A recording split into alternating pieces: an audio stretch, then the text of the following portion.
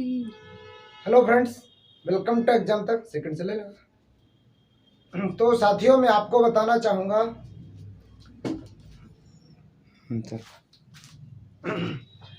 तो साथियों मैं आप लोगों को बताना चाहूँगा कि जैसा कि आप लोगों को पता है, मध्य प्रदेश डीएड संघर्ष समिति की तरफ से मैं विमल आप लोगों को बताना चाहूँगा कि जैसा कि आपको मालूम होगा 4 अक्टूबर को अपनी डेट लगी हुई है।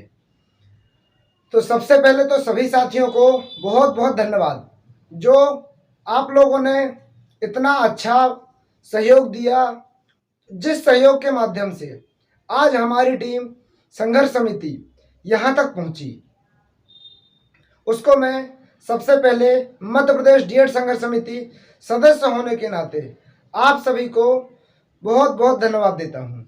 अब आप लोगों के मन में बहुत सारे प्रश्न हैं, बहुत सारे जवाब हैं, बहुत सारे कमेंट आते हैं। मैं उन सभी के कमेंट के जवाब दूंगा। तो जैसा कि आपको पता है, आप एक शिक्षक होने के नाते, देखिए आपने अगर टेट क्वालिफाई कर लिया है तो कहीं ना कहीं आप एक शिक्षक हैं। आप एक शिक्षक होने के नाते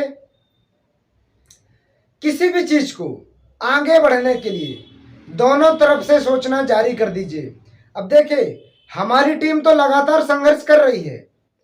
आपने देखा होगा, टीम ना रात देखती न दिन देखती, लगातार प्रयास में जारी है। तो देखिए, इसके लिए मैं आपको बोलना चाहूँगा एक मोटिवेशन, असफलता एक चुनौती है, इसे स्वीकार करो। असफलता एक चुनौती है, इसे स्वीकार करो। क्या कमी रह गई है देखो और सुधार करो। जब तक न सफल हो तुम, नींद चैन की त्यागो तुम।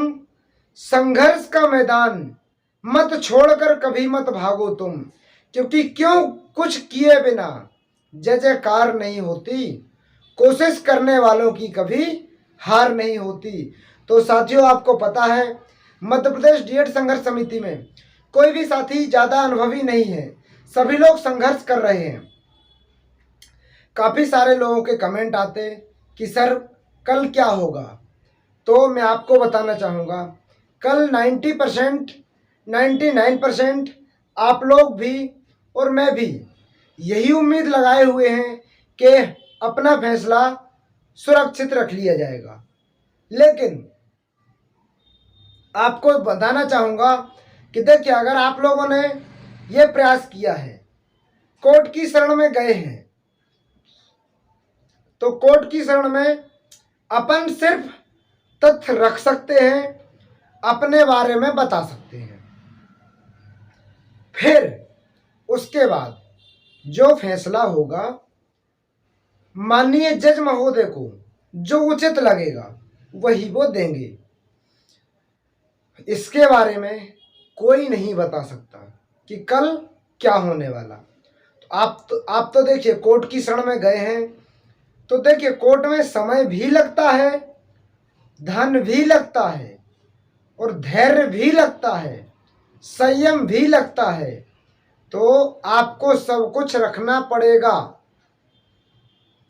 अगर आप कोर्ट की शरण में गए हैं तो दोनों तरफ से सोचिए। देखिए, हम तो दोनों तरफ से सोच करके वहाँ पर न्यायालय की शरण में जाते हैं, तो आप भी यही सोचिए। सबसे पहले तो सोचिए कि जल्द से जल्द हो जाए, और अगर नहीं भी होता है, अब देखिए नेगेटिव पक्ष में सोचने की कोशिश कीजिए।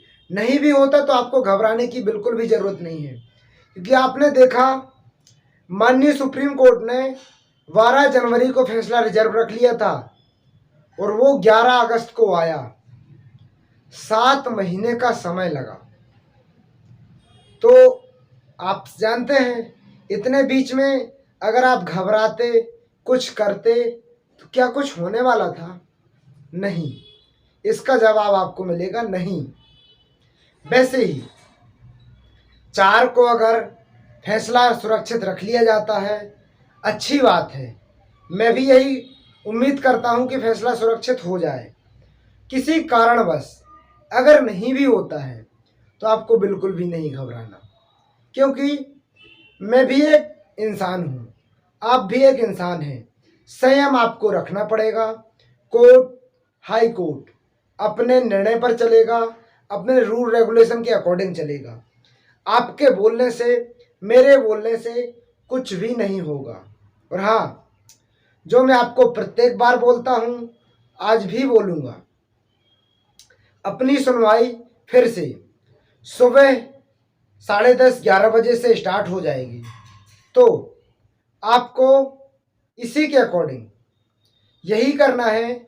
सुबह सुबह फिर से वही नियम अपनाना है। जैसे कि अभी लगातार सुनवाई में अपना डीएड पक्ष मजबूत होता दिख रहा है आपको, और मजबूत है ही, कहीं कोई समस्या नहीं है। तो आपको यही सोचना है, अपने अपने माता पिता के पैर पड़ के, अपने अपने जो जिस भगवान को मानते हैं उनको मानते हुए, और बैठ जाना है भगवान की शरण में। अन्याय के साथ न्याय दिलाइए और हमें ज़्यादा से ज़्यादा सफल करवाइए। तो यही आपको बोलना है, और ज़्यादा कुछ आपको नहीं, बस यही कीजिए। और मैं 99% उम्मीद लगाऊंगा, भगवान की भी इच्छा होगी तो कल फैसला रिजर्व हो जाएगा। आप लोग चिंता बिल्कुल मत कीजिएगा, मैं भी चिंता नहीं करूंगा। धैर्य और संयम बनाए रखिएगा। डीएड संघर्ष समिति पर भरोसा बरकरार रखिएगा। डीएड संघर्ष समिति रात दिन बराबर मेहनत कर रही है। वो एक लोग के लिए नहीं, पूरे मध्य प्रदेश के लिए कर रही है। तो आप लोग उन पर भरोसा बनाए रखें। वो कार्य कर रहे हैं, सभी कार्य जो डीएड संघर्ष समिति के थे वो कर दिए गए हैं। तो ये वीडियो आप जैसे ही देखते हैं, तो इस वीडियो को सबसे पहले तो अगर आपने चैनल को सब्सक्राइब नहीं किया, सही और ऑथेंटिक जानकारी के लिए चैनल को सब्सक्राइब कर लीजिए और अपने मित्रों को भेज दीजिए। कल लाइव के माध्यम से पूरा दिखाया जाएगा आपको इसी चैनल पर। तो आप कल 10:30 बजे। तो साथियों, जैसा कि मैंने आपको बता दिया, अब आपको किसी भी साथी को डीएड संघर्ष समिति के जो सारे एक्टिव सदस्य हैं उनको सभी से बोलना चाहूँगा, संयम बरतिएगा, धैर्य रखिएगा, लेकिन किसी भी साथी को कॉल मत कीजिएगा, क्योंकि डीएड संघर्ष समिति के सभी साथी कार्य में लगे होते हैं। सारी कार्य आपको नहीं बताए जाते, क्योंकि कुछ बीएड साथी भी इस वीडियो को देखेंगे, तो सभी चीज़ें में गोपनीयता रखना बहुत ज़रूरी है। तो आप ध्यान रखिएगा, किसी भी साथी को कॉल मत कीजिएगा, चाहे मैं हूँ या कोई भी साथी हो।